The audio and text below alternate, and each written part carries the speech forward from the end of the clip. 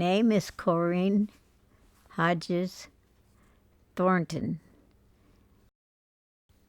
and I was born and raised in Kansas City, Missouri. I had a younger brother, and we had loving parents.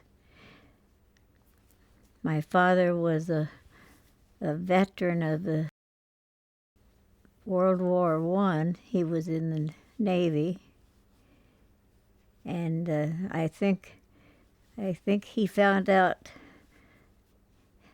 how things really were in the world. A lot of farm boys found out about the real world in the First World War. And I grew up questioning authority. When I was about 11, I spent the summer with my grandmother in Los Angeles. Los Angeles was very beautiful without all the people that are there now. And blue sky, and I was impressed at all the beautiful orange trees. But my grandmother often took me to religious things, especially to hear Amy Semple McPherson, who was very popular at that time.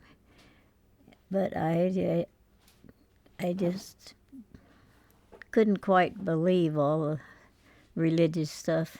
I never could accept all those fantastic stories. After that summer in Los Angeles, I went back to Kansas City, went to school, and at this time, the Spanish Civil War was starting. Francisco Franco was staged a coup, and the Republican government of Spain and the people fought back.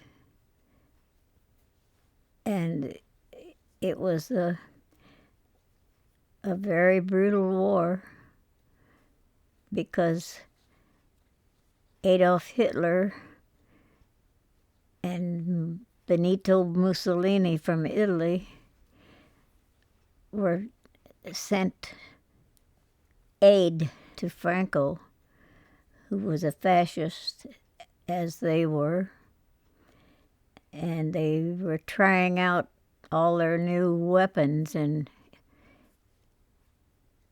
airplanes, and for the first time they sent bombers over Madrid and bombed the civilian population. And people all over the world were horrified at the death of so many people just walking in the streets. And I remember the Kansas City Star published pictures of them digging dead babies out of the rubble in the streets of Madrid. And it was a pretty horrifying thing to know that people could do things like that. And a lot of volunteers from all over the world went to Spain to fight against the fascists. And there was a lot of sympathy for the Republican government, which was legally elected. The fascist Franco won the war, because the governments of Britain and France and the United States wouldn't aid the duly elected government of Spain, even though the government of Spain tried to buy weapons with cash. They had the money, but the other governments wouldn't support them. And a lot of people call that coup in Spain the rehearsal for World War II, because 6 months after the war was over, the Second World War started.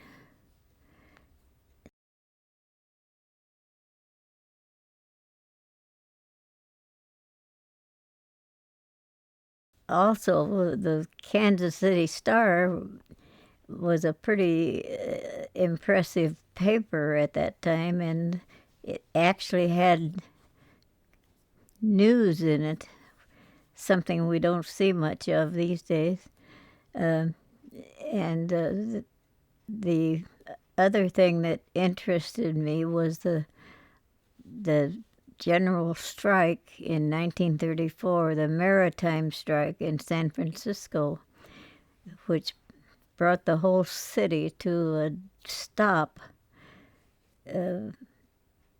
Nobody was working, and only official cars and ambulances and things like that could get gas.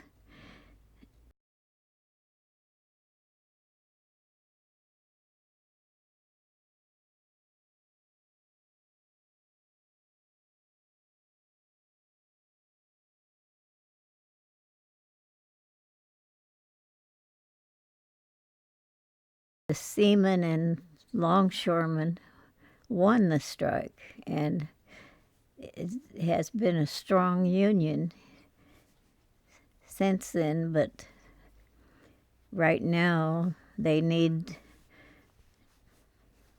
shoring up a bit.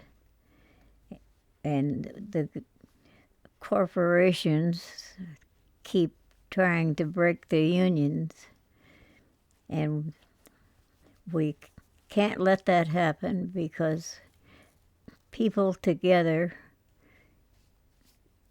are the ones that do the work and deserve the pay, not the corporations. When the Second World War started, I moved to California, and I was married. I had 6 children. I worked as a waitress many years, and I belonged to the waitresses union. And I still believe that working people together can make it a better world,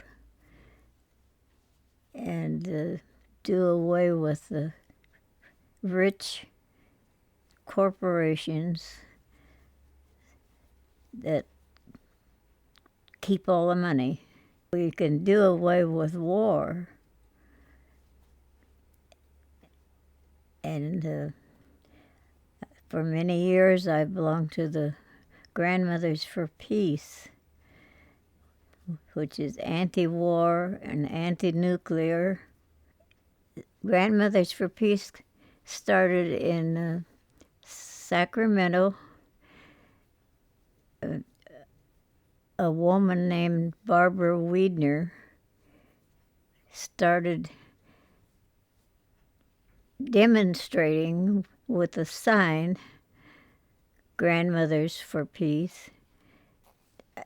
When I moved from Sacramento to San Francisco and to Hayward, I started a chapter of Grandmothers for Peace, and we often demonstrated at Livermore, where they have nuclear weapons and testing and stuff like that.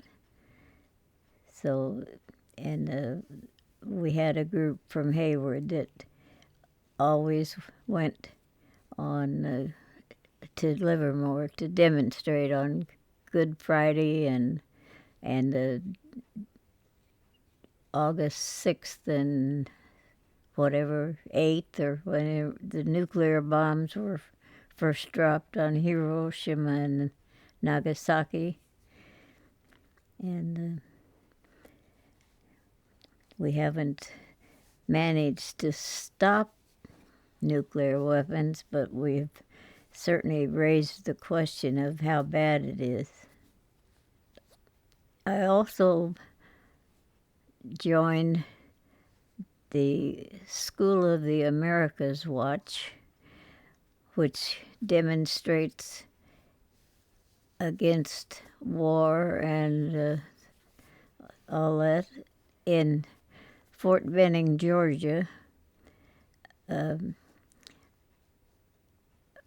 Father Roy Bourgeois, who was a Catholic priest, started this demonstration there against training troops from Central and South American countries at Fort Benning so that they could learn to be more brutal and more fascist. Many well-known people came to Fort Benning to demonstrate. Among them was Martin Sheen. At that time, he was playing in the West Wing, and he was the President of the United States.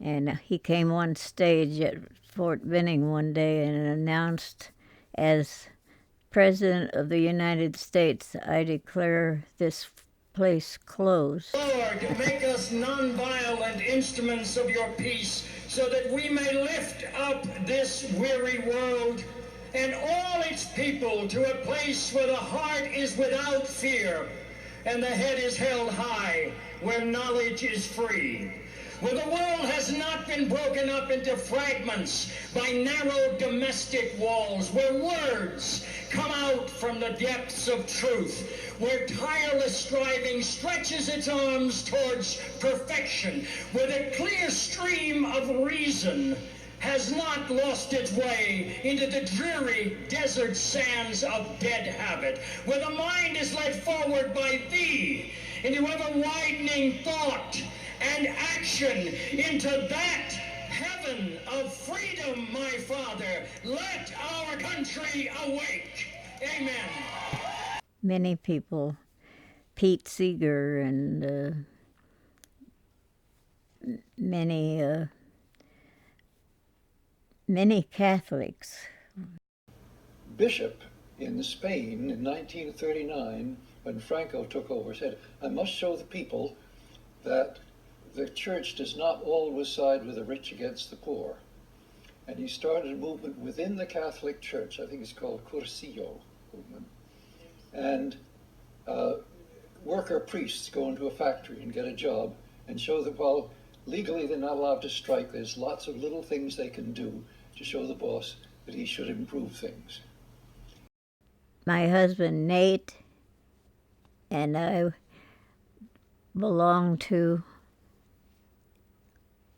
an organization in San Francisco called Global Exchange, and one of the co-founders of that was Medea Benjamin, and she is also the co-founder of Code Pink, which is an anti-war group of women who are demonstrating it, especially in Washington, D.C., at Congress and places like that, where they regularly get drug out by big guards, but they still go on yelling against the war. As a member of Global Exchange, Nate and I went to Cuba in 92 and in 93 with Medea Benjamin and the Global Exchange people.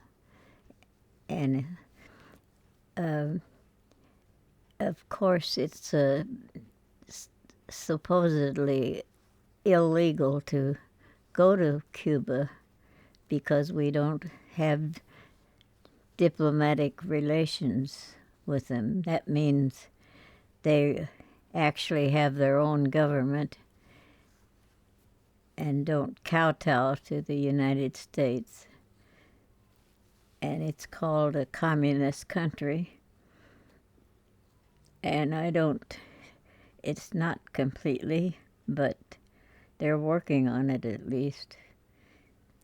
And as my husband Nate is a veteran of the Abraham Lincoln Brigade who fought in Spain, he was welcomed in Cuba along with a group of former Spanish vets, and the Communist Party of Cuba gave us a reception, and it was a big party at their headquarters, and Fidel Castro was there and individually greeted each one of the former vets and their wives.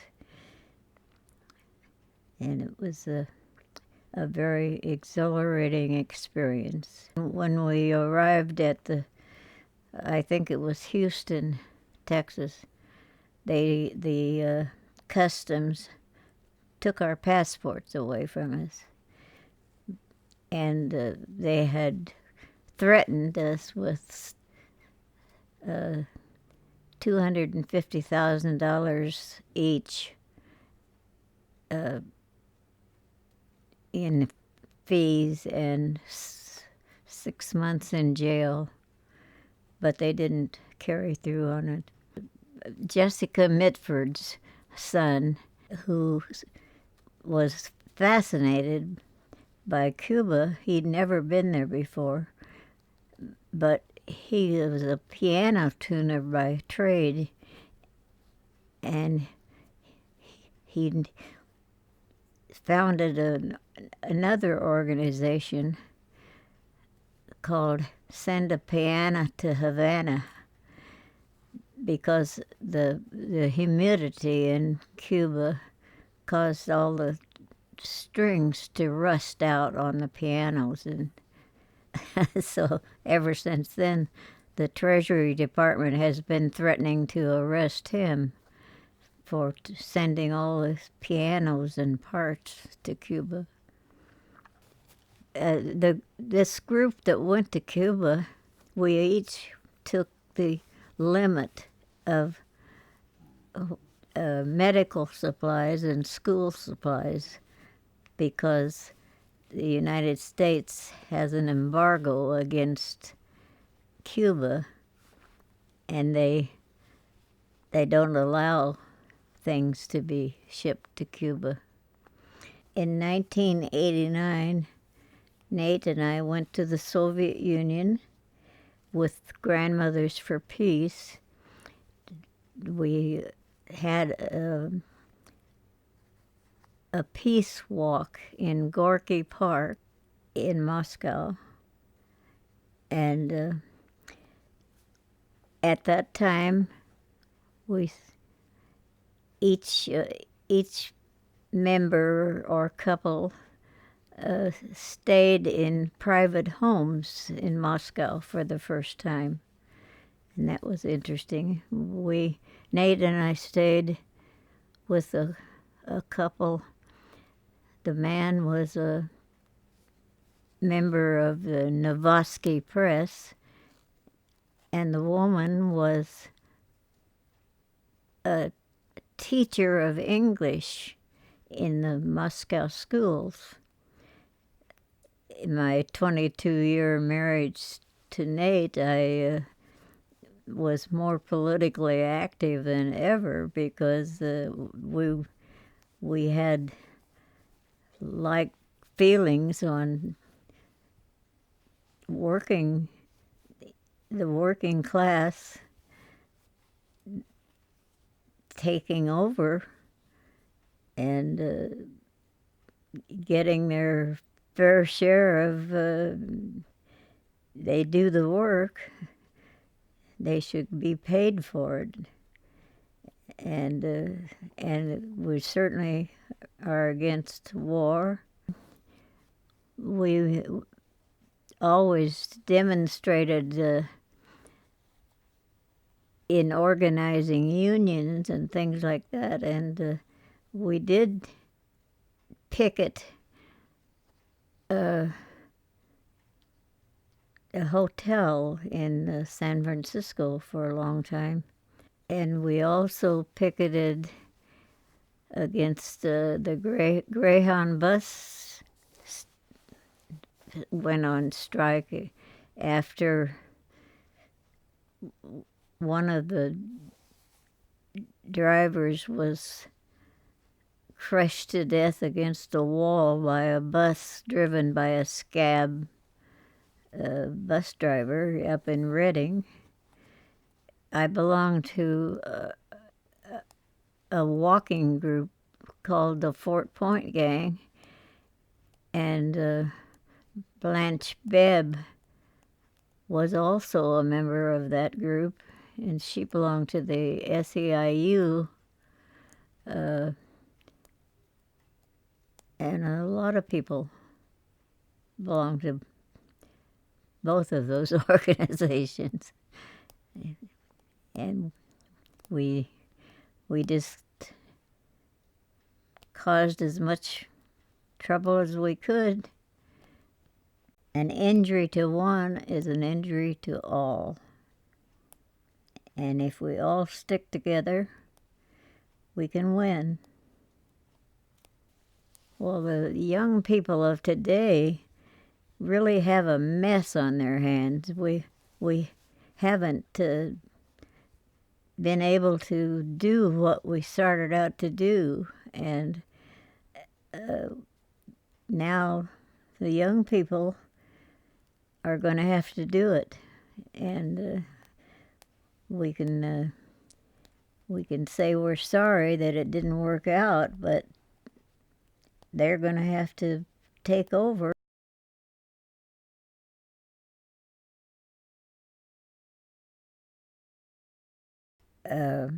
Reagan was a real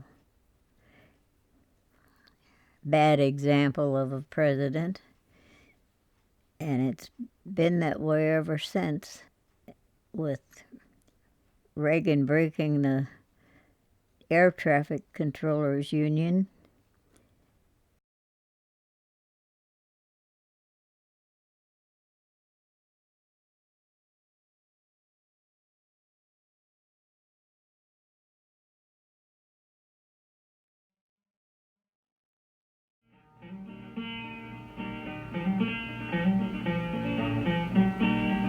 I roamed and rambled, and I followed my footsteps to the sparkling sands of her diamond deserts. All around me a voice was sounding, this land was made for you and me. When the sun comes shining, then I was strolling, and the wheat fields waving, and the dust clouds rolling. The voice was chanting as the fog was lifting, This land was made for you and me. This land is your land, and this land is my land. From California to the New York Island, from Redwood Forest to the Gulf Stream waters, this land was made for you and me. When the sun comes shining, then I was strolling, the wheat fields waving, the dust clouds rolling, the boys coming chanting, and the fog was lifting. This land was made for you and me. After he served 2 terms, his vice president, H.W. Bush, whatever his initials were, who just died and either thought he was a saint or something, the way they extolled him when he died. But he's the one that started the war between Iraq and Kuwait, and it's been downhill ever since then.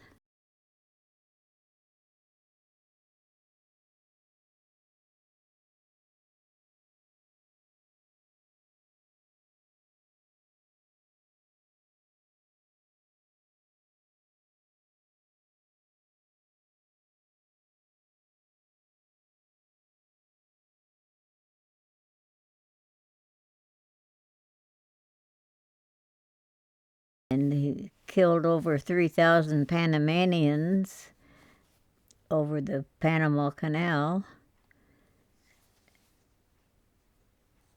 And he didn't really do anything to be proud about.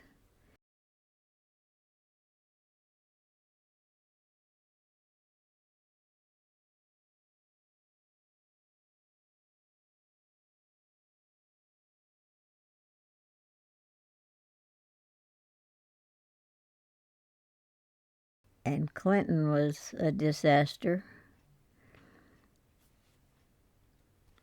And George Bush was a disaster. And then everybody was saying, oh, hope and change with Obama. Well, he was one of the worst, except he was very slick and a very accomplished speaker. But he went right on killing people all over the world, especially in Pakistan and Afghanistan. And they all condone Israel and the Mossad, their assassination group, all over the world. And we need to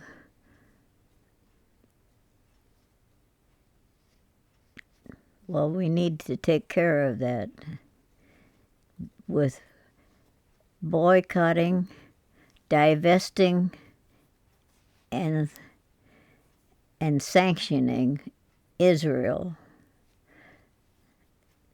They have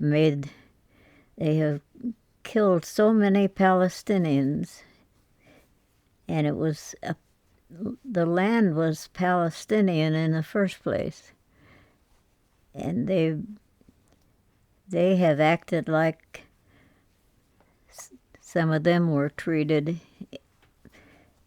in Germany and Russia and Austria, places like Poland. Anyway, it's not a pretty sight. And Osama bin Laden, in the first place, was employed by the CIA, and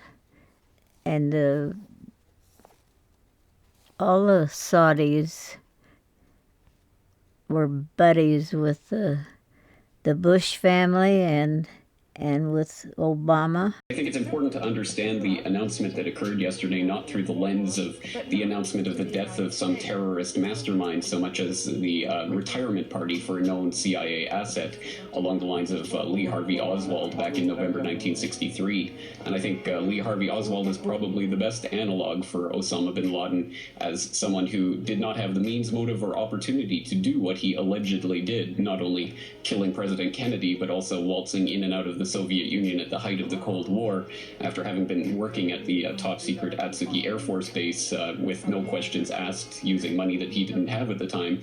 In the same way, we see Osama bin Laden being the rogue element of the bin Laden family of construction fortune, who, of course, has deep ties to the oligarchy of Texas and, of course, the Bush family. Osama bin Laden was from a wealthy family. I forget what country he's from originally, but when the 9/11 happened,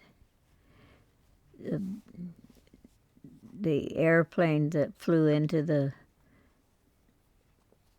towers in New York City, that was a put-up job, and all the Arab families in this country were flown away to the Saudi Arabia or wherever they came from, and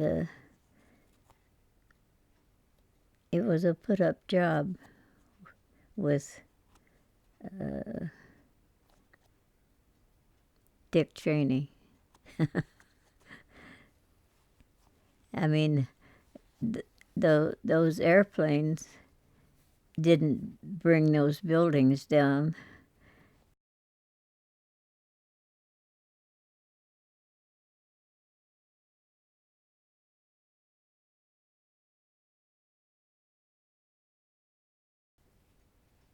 That couldn't happen, and nobody talks about the one that flew into the Pentagon or the one that crashed in Pennsylvania. It was all planned. Maybe he didn't even tell George Bush. I don't know. But anyway, Osama bin Laden, I don't know what the story was about him, but Obama cooked up some kind of a deal to get rid of him. The thing about Obama that made me so mad was that he supported the governor who okayed changing the water system in Flint, Michigan from one of the Great Lakes. There you go. You know, generally I have not been doing stunts here, but, you know, and this used a filter. You know, the water around this table, you know, was Flint water that was filtered, and it just confirms what we know scientifically, which is that if you're using a filter, if you're installing it, then Flint water at this point is drinkable. That does not, I want to repeat. To the polluted river, and all the kids got lead poisoning, and he pretended to drink some of the water out of the river. What a phony. I certainly wouldn't have voted for Hillary Clinton in the first place after her stint as Secretary of State. She's a warmonger and would have started a war with Russia.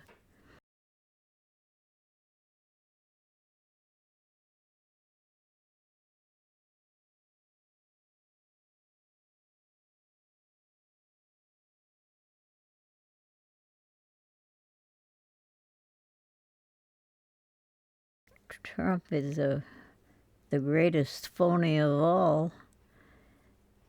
And I swear I don't know how it happened. The young people in this era are going to have to take over, and they're going to have to be tough. And it's very hopeful with the new women in Congress. And I hope that I hope they stand their ground and keep learning. They have a lot to learn, but like being sure they don't call the president what he is in a bar where somebody can overhear him. But all these young people, it's very hopeful. They just need to keep on learning, and I admire the people in Puerto Rico, especially after that hurricane, that the mayor is a good example. And they don't need to take any crap off of Trump handing out paper towels. What a disgusting ploy.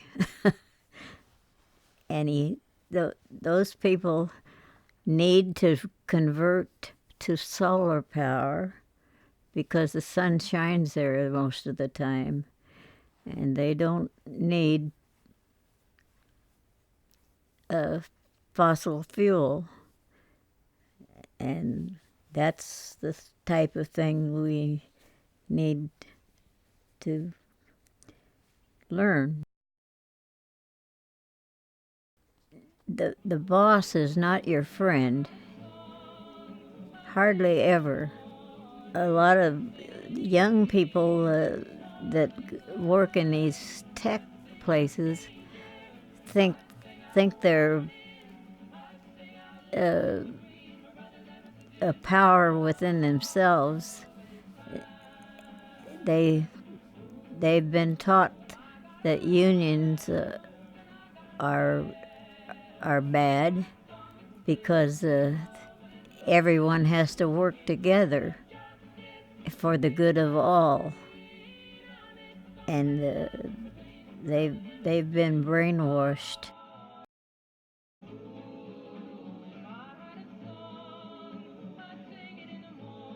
An injury to one is an injury to all. All these young people think they can make it on their own, and they can't. You have to work together. You have to work for the good of all, not just yourself.